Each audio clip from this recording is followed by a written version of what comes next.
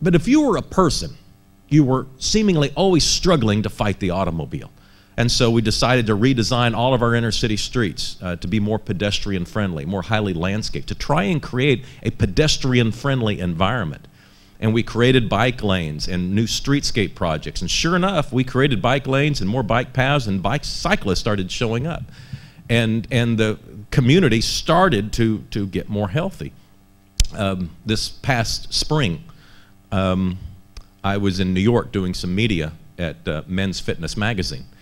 And I realized it was Men's Fitness magazine that originally had put us on that list.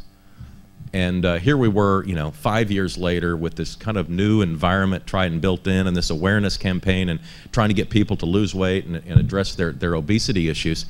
And the copy on the magazine when I was in the lobby said, "America's fattest cities. Do you live in one?"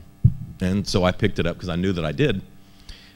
And I picked it up, and I was amazed. We weren't on the list anymore of the most overweight cities. In fact, we were on their list of the fittest cities in the United States.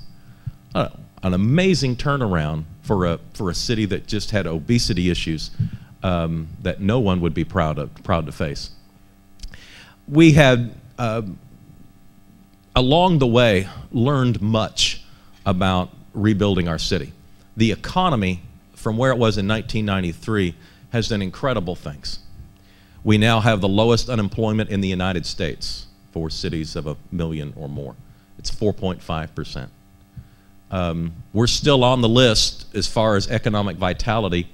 Usually we're #1. We probably have the strongest economy. We have tried to diversify away from the energy industry. We've made some great gains in aviation and the biomedical industry, and our tourism does really well.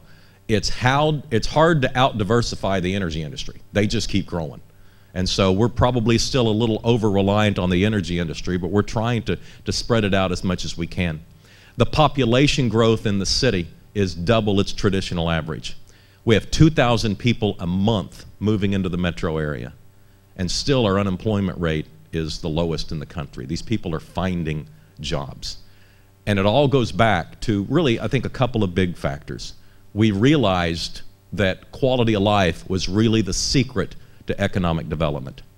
And secondly, we've been able to convince our suburbanites that the quality of their life is directly related to the intensity of the core. You see, we were trying to become a suburb of nothing. If you were in Oklahoma City 20 years ago, and it was after 5 o'clock, people would have wondered what you were doing there. Because in downtown Oklahoma City, there wasn't really anything positive going on. Today, it's very vibrant. People are moving in. There's economy, and there's a bit of electricity. We're not only keeping this generation, the young people that grow up in Oklahoma City now are desperate to stay.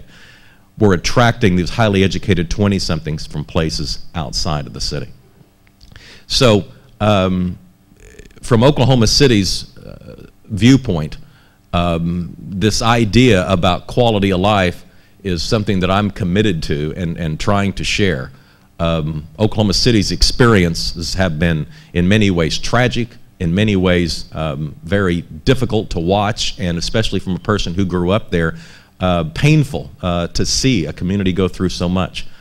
But it's amazing what has come through and come out on the other side, all because of the vision of a few enterprising leaders, a business community that has chosen to support City Hall, and a suburban community that realizes you've got to support the downtown area if you really want your whole community to grow. And I will close with this, because I am typically faced with voters who don't want to vote, don't want to tax themselves for more stuff downtown. And I find myself nose to nose with a retired suburbanite who doesn't like downtown, doesn't like me, and doesn't like taxes. Go figure. And I try to win the intellectual argument, and I try to explain how we're going to do it and the impact. And when I have lost every bit of the argument, I close with this. We're creating a city where your kid and your grandkid are going to want to choose to live. And that really bothers them because they know it's true. They saw it happen in their house or their friend's house or their cousin's house in the 1980s and 90s. A generation of young people, talented young people, who are now out creating jobs and great places in other parts of the world. In Oklahoma City, we're now able to keep our young people, and it's worth everything we put into it. You have a wonderful community here. Thank you for having me.